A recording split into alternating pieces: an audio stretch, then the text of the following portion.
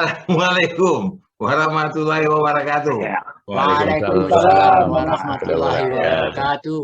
Bang Alis, kenapa baru mulai udah batuk-batuk? Bukan, aku melihat sambutan dengan senyum, dengan bentuk ketawa, mengucapkan assalamualaikum. Udah cerah hati ini gitu. Ya. Bagus sekali ya ucapan itu ya. Bagus, karena diiringi dengan ketawa, dengan senyum ya kan begitu ya. Artinya mengucapkan selamat itu, mengucapkan salam itu kan dengan penuh gembiraan, membuat orang lain bahagia. Betul nggak? Ya, dengan penuh harapan juga. Ya, itu dia. Itu kita di Jakarta bisa, kalau di Medan, si Jaya sama Bang Alis nih, penuh dengan masalah. Kota Medan tuh penuh dengan masalah. Nah, selesai. Aku rasa bukan masalah, kerisauan. Ya kan? Kenapa? Jadi kerisauan kan begini, risau. Ya, dulu kalau kita barangkali kalian kan udah pernah di Medan. Kalian pasti punya kebanggaan tentang kota Medan. Baik di dalam bentuk apa saja. Medan ya, antara lain olahraga coba. Oh ya. Ya, dulu kita kenal Medan tuh dengan bibit-bibit olahraga. Ya, dengan keberanian. Dengan pokoknya Medan itu boleh dikatakan, kalaupun dikatakan 3 besar kota yang terbesar, tapi ada yang dibanggakan di situ. Sekarang coba orang mengakukan diri sebagai orang Medan aja udah mulai segan deh sekarang kan. Tidak ada pride lagi dengan Medan. Nah, itulah dia. Coba bayangkan dulu, mungkin kalau kalian pernah ingat ya, masa jaya-jaya Medan tahun 53 sampai 60. Belum ada yang bisa menandingi Medan dalam segala sesuatu pun. Dalam bentuk olahraga. Ya. Contoh polo air. Kita itu polo air juara terus ya. Sepak bola. Renang lagi. Ya, sepak bola. Mungkin terkenal dengan Habib Nasution ya. Pernah. Masih hidup sampai sekarang kan begitu. Ya. Perenang kan begitu ya. Ya, Raja Gurnam Singh dulu. Gurnam Singh ya itu. Yang dia itu. Maraton ya? Ya.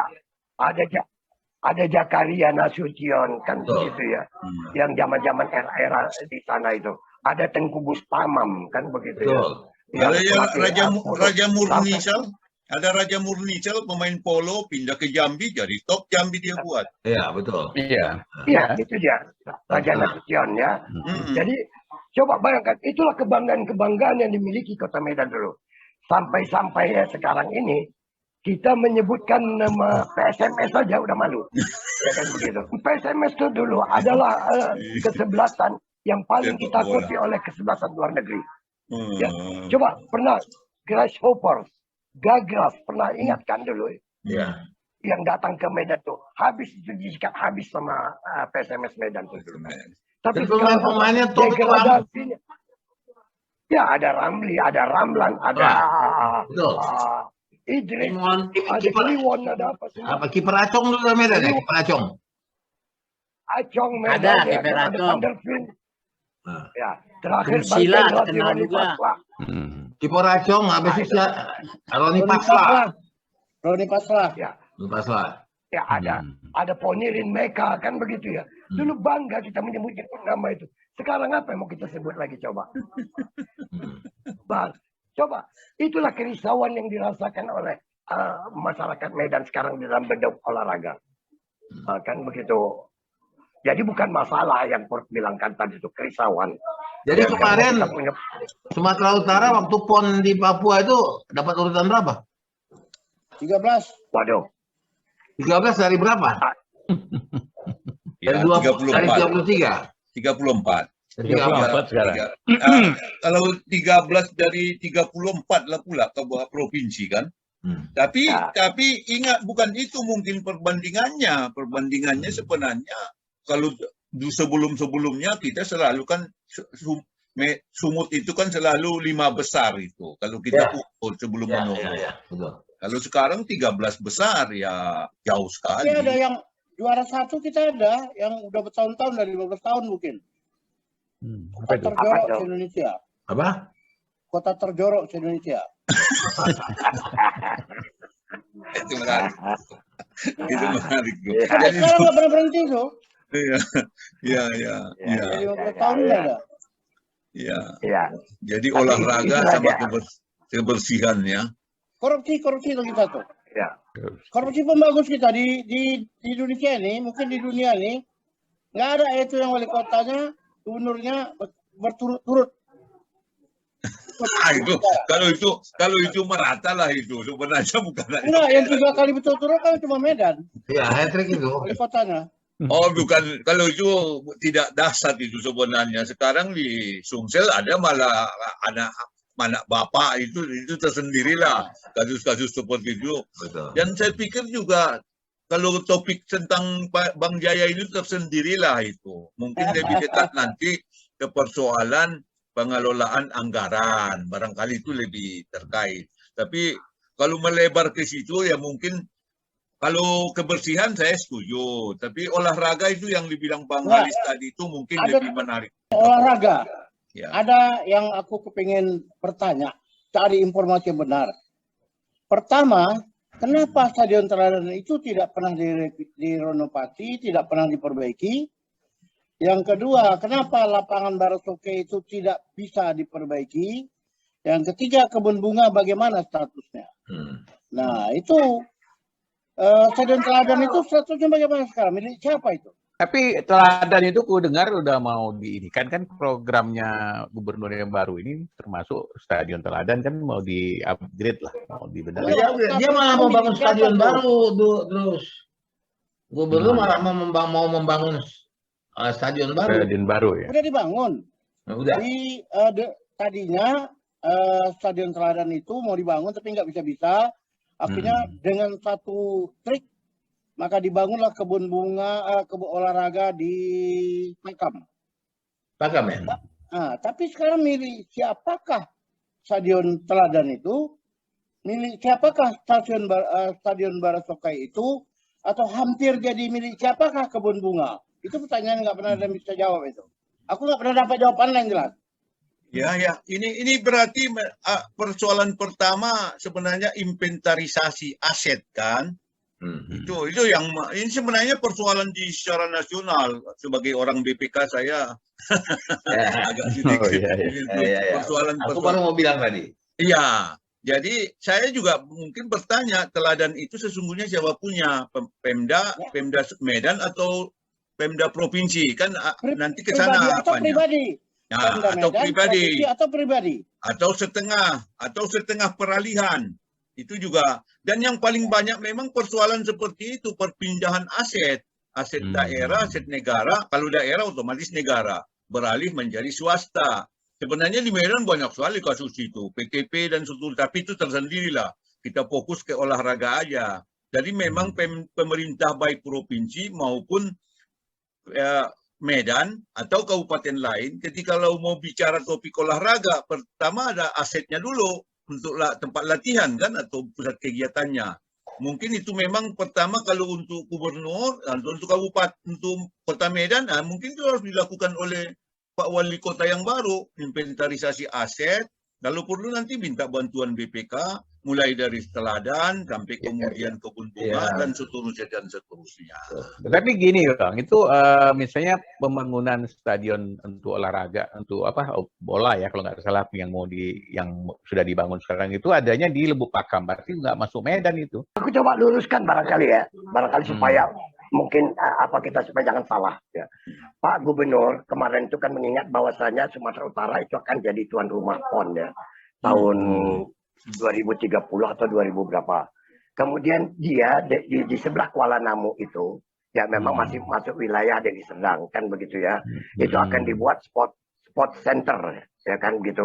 Ada 20 hektar lebih kurang gitu ya.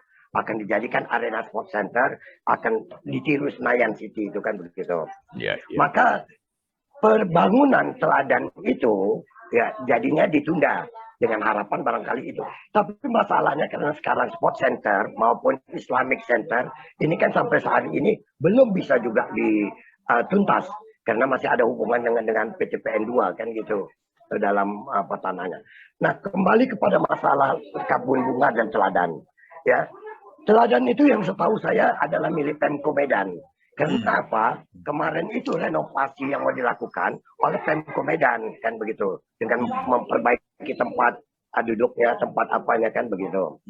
Nah kemudian kebun bunga itu juga Pemko Medan punya. Lapangan tenis ingat Pak Bahar di situ. Iya betul. Pak. Ya, itu kan ada sudah dibikin di Pemko Medan, walaupun itu sebenarnya PLT yang punya kan begitu. Nah, itu boleh dikatakan tanpa itu, tidak ada siapa pemiliknya sampai hari ini. Tapi di lapangan tenis itu kita sudah lihat bahwa Pemko Medan lah yang mengelola lapangan itu begitu. Atau gini, Itu Bang Halis, apakah Ya. usaha untuk mengembangkan atau merenovasi stadion itu ada kaitannya dengan masalah kepemilikan? Itu dulu, kalau seandainya nggak ada, berarti kita persoalkan hari ini kan itu stadion teladan dari zaman saya kecil sampai udah bau tanah, ini masih kayak gitu-gitu aja, nggak ada yang sesuatu yang istimewa. Itu sejarah sebenarnya. Nah, pertanyaan itu, apakah ada hubungannya dengan itu? Tahun 53 itu kan dibangun stadion teladan itu karena waktu itu kan PON. Ya, tahun 53. PON ketiga itu. Ya, PON ketiga. Tahun 2012 itu direnovasi. Ya kan kemarin tuh tempat-tempat duduknya semua direnovasi oleh Pemko. Ya. Terakhir ini karena mungkin barangkali Bung Bahar tahulah itu ya, tidak mungkin semudah itu pemerintah kota untuk memasukkan anggaran itu untuk renovasi tersebut kan. Mungkin ada yang lebih prioritas lagi kan begitu. Makanya sampai hari ini bukan masalah legalitas hukum tanah tadi bukan, tapi karena masalah di anggaran itu yang saya tahu di situ barangkali Bung. Yang saya baca ya, juga gini Bang, kalau dalam pembangunan itu kan selalu orientasi ke skala prioritas. Nah, kita persoalkan lagi, ada sesuatu kita banggakan hari ini terjadi degradasi. Jadi harusnya yang ini juga harusnya menjadi skala prioritas. Jadi kadang-kadang kan susah kita lihat skala prioritasnya kemana. Apakah skala prioritasnya kan yang tertinggal ini nggak perhatian dari Pemda ini karena alasan skala prioritas.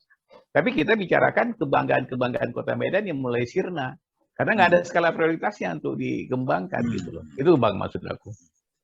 Ya, artinya memang pertama persoalan aset tadi itu persoalan perangkat atau peralatan atau sarana olahraga tersendiri, tapi juga pembinaan olahraganya tersendiri lagi kan begitu. Ya, sama-sama jalan kan berarti begitu kan. Ya. Karena memang Karena dampaknya Bang Baharudin, aku kemarin itu kebetulan Bang Johar Arifin ya, kenal lah Bang ya, itu kan ya tahu saya tahu. Ya, satu kawan tuh di Ya. pertanian. Dia cerita menarik juga, dihitung-hitung sama aku. Kau lihat terus, kalau seandainya orang berolahraga, orang sehat, implikasinya banyak. Ya. Biaya kesehatan turun, ya kan, orang utama sehat, produktivitas meningkat. Nah, orang perhatikan nggak sampai ke tingkat itu. Jangan bicara olahraga cuma keluar keringat, kebanggaan menang dan lain sebagainya, tapi implikasi-implikasi positif itu banyak. Ya kan, menurunnya biaya kesehatan karena orang sehat, ya kan. Nah, kemudian produktivitas meningkat karena orang sehat, kira-kira gitu. Nah, jadi kalau hari ini pilih topik olahraga menarik sebenarnya kalau kita coba bahas di dalam aspek yang lebih inilah gitu. Tapi kalau misalnya kita bicara dengan kasus mutar-mutar gitu, kalau kita bicara ini sebagai prioritas. Memang saya tahu Pak Johar, kebetulan saya juga lama di Menpora kan dulu. Jadi sebenarnya kan kalau kita bicara olahraga juga kan ada olahraga masyarakat. Itu yang Pak Idrus bilang tadi dampak pada orang per orang. Olahraga prestasi itu yang hubungannya tadi dengan kebanggaan tadi kan tingkat prestasi. Tapi kita mungkin bisa juga sekaligus kita bicara. Satu sisi memang sarana prasarana untuk membuat masyarakat berolahraga atau mengolahragakan masyarakat. Pada sisi lain memang kita harus juga pembinaan olahraga untuk prestasi. Karena juga tadi dari prestasi dari 5 besar menjadi 13 besar itu kan juga hilang kebanggaan kan itu. Ya, dulu pada saat Rudi Hartono 8 kali berturut-turut jadi juara bulu tangkis.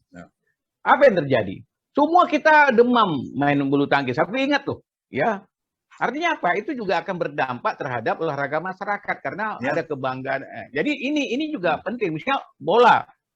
Orang lihat kesejahteraan pemain bola segala macam. Orang-orang kayak di Argentina, di Brasil segala macam. Anak-anak sudah melatih diri untuk main bola karena dianggap ini satu prestasi, satu profesi ke depan gitu loh. Jadi intinya ada juga dampak kepada olahraga masyarakat dari olahraga prestasi tadi gitu loh. Aku mau bicara tentang kau ambil kata-kata implikasi yang disampaikan oleh Johar Arifin tadi. Ya kan? Implikasi itu ada yang positif, ada yang negatif. Betul. Tergantung bagi siapa yang apanya, kan begitu ya. Ya. Coba bayangkan, kalau sekiranya tidak ada perokok seperti kayak si Hari itu, apa ada sekolah kedokteran? Apa tidak rusak para dokter ini, kan begitu. Jadi harusnya mesti ada keseimbangan, kan begitu ya. Jadi bukan bicara tentang Enggak betul. Bukan Jadi abang kalau dia abang mau ke sana itu jauh lagi tuh ceritanya. Dokter itu kadang-kadang sampai dokter apapun orang sakit ditanya merokok nggak? Banyak kita tahu lah Bang Alis ini kan lempar batu sembunyi tangan gitu. Aku mau mengingatkan si Hari aja kan, artinya bahwa si Hari ini sedikit banyaknya dia bela negara juga tuh. Ya kan, bela negara memberikan anggaran masuk dengan membeli rokok, ya cukai rokok itu dia belikan. Itu yang diaudit oleh Bung Bahar nih, kan begitu. Ya, Bang Alis, itu peran daripada produsen rokok juga nggak tanggung-tanggung untuk pengembangan olahraga di tanah air ini, Bang. Abang lihat itu ya, rokok Ya, bisa betul. mendanain bulu tangkis, mendanain ini segala macam. Dan sebenarnya tidak susah kalau mau menghimpun dana dari olahraga. Tidak susah. Karena semua bisa dijual kalau stadion padan itu diperbaiki. Nah, di sisi baliho itu yang kecil-kecil itu dibuat harga promosi ya betul. di balik tiket pun bisa ditaruh. Jadi sebenarnya bisa. Jadi gini. Stadion bisa dijual memang.